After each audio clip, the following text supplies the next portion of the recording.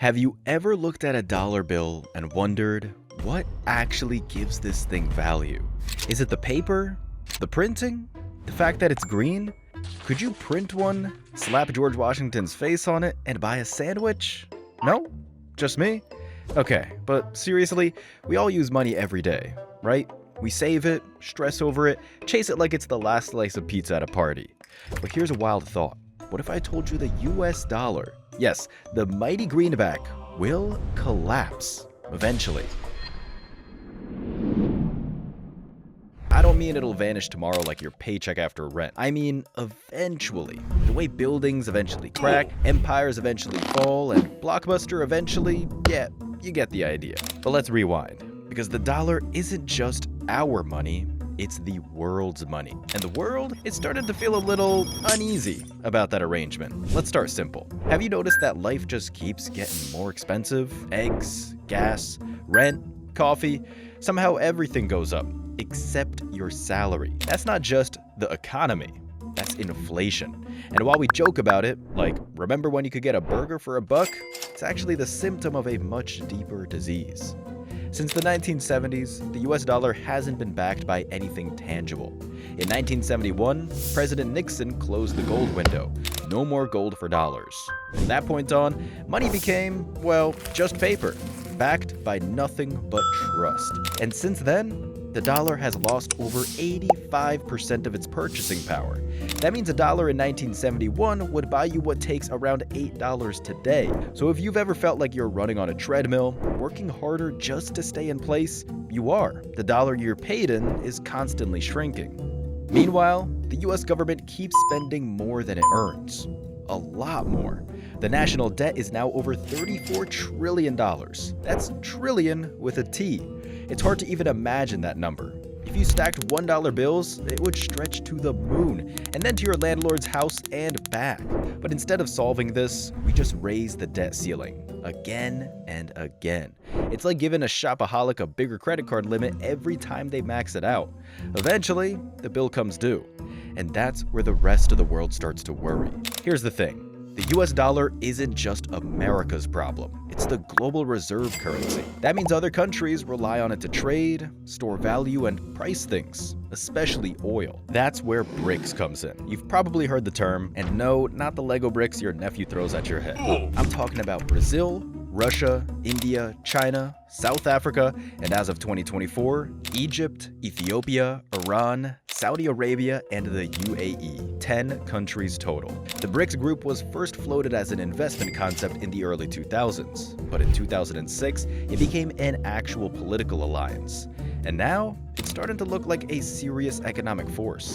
These countries hold massive portions of the world's population, natural resources, and, most importantly, economic potential. And here's where it gets interesting. In recent BRICS summits, one theme keeps coming up again and again: too much reliance on the US dollar. See, a lot of these countries hold huge dollar reserves. They also conduct most of their trade in dollars. But watching the US rack up debt and print money like it's going out of style has made them nervous. Because if the dollar goes down, they go down with it. So they started building alternatives. They meet regularly, and those meetings aren't just diplomatic niceties. They're strategic. They've launched initiatives to trade oil and goods with one thing using their own currencies.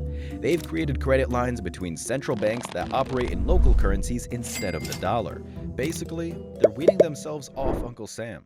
And you can't really blame them. Because here's a dirty little secret. When the US prints more dollars to cover its debts, that weakens the dollar's value. And when that happens, anyone holding dollars, like BRICS nations, is quietly losing wealth. It's like an invisible tax. No vote, no announcement, just slow erosion of value. Right now, the US and European currencies make up about 90% of global currency reserves. But to many countries, those reserves are looking less like a safe haven and more like a ticking time bomb. And if enough countries stop trusting the dollar, well, the dollar's dominance starts to wobble. Now here's a curious historical echo. Every global reserve currency has fallen eventually. The British pound ruled the 1800s. Before that, it was the Dutch guilder. Before that, the Spanish real. Go far back enough, and you'll find the Roman denarius, which eventually turned into a silver-plated joke before fading into obscurity. So when people say the dollar has always been king, that's just not true. It's just currently king, and kings fall. Even Jim O'Neill, the economist who first coined the term BRIC, called the group a failed project in 2021. He said it had turned into a little more than a symbolic gesture, but by 2024, even he admitted that BRICS had become much more than symbolic. Every passing year made its mission, reduce dollar dependence, feel more urgent. That urgency? It's a mirror of the world's faith in the dollar fading. And the US government knows this, which is where another wild card enters the picture: CBDCs. Central bank digital currencies. These aren't cryptocurrencies like Bitcoin. They're government-issued, centralized, digital versions of your currency. Sounds convenient, right? Faster payments, less fraud, easy tracking. But then it gets weird. Because with a programmable currency, the issuer, aka your government, can set the rules. They can decide where you spend, when you spend, or even if you spend. Think that's dramatic? Countries like China are already experimenting with expiration dates on digital money, like coupons. Use it or lose it. And if all your money is digital and government controlled, say goodbye to privacy. Every transaction becomes traceable. Every account, potentially controllable. Imagine your digital dollars getting frozen because of an algorithmic flag, or adjusted for carbon impact. It's efficient, but it's also terrifying. It's like handing over your wallet and the instructions on how to shut it off. Now, let's connect the dots. As global trust in the dollar fades, nations are diversifying, buying gold, trading in local currencies, hoarding oil and resources, but some are doing something bolder. They're confronting the US directly. Look at Iran. Iran has long been at odds with the US. Sanctions, cyber attacks, oil embargoes, but in recent years, the tension has escalated. And when Iran joined BRICS, it wasn't just a handshake. It was a signal, a sign that countries under heavy US pressure are now banding together to build a system where the dollar, and by extension the US, has less control. And now, we're seeing reports of renewed US-Iran conflict brewing again. Not just with words, but with drones, with tankers, with oil routes in the Strait of Hormuz at risk. Here's why this matters. Every time the US goes to war in the Middle East, it's not just about politics, it's about the dollar. Oil is priced in dollars, always has been. It's what kept demand for the greenback strong globally. But when countries like Iran, Russia, and now even Saudi Arabia start exploring alternatives, pricing oil in yuan, rubles, or even gold, that's an earthquake under the foundation of the petrodollar. And the US, it knows this.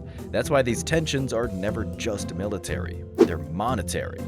I mean, ask yourself, would the US really tolerate countries undermining the dollar if they weren't also threatening its global power? Because here's the uncomfortable truth. The collapse of the dollar won't just be economic. It will reshape geopolitics, alliances, trade routes, wars. And it's already happening in slow motion. So what do you do? Because eventually, the US dollar will collapse. Maybe not in a Hollywood-style explosion, but slowly, gradually, then suddenly. And when it does, it'll affect everything.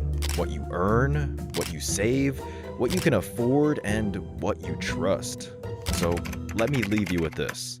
What would you do if the money you've worked your whole life for just stopped working? Would you see it coming? Would you know where to pivot? Or would you be standing in line, holding bills no one wants? We're all on this ship. The iceberg isn't theory anymore, it's visible. The wars, the gold, the secret meetings, the programmable money, the dollar's throne, shaking. The smart ones are already heading for the lifeboats. The US dollar will collapse, eventually. The only question is, will we be ready before it does? Or will we be watching history repeat again from the sidelines? Because if money is just trust, what happens when the world stops trusting? That's a question worth sitting with.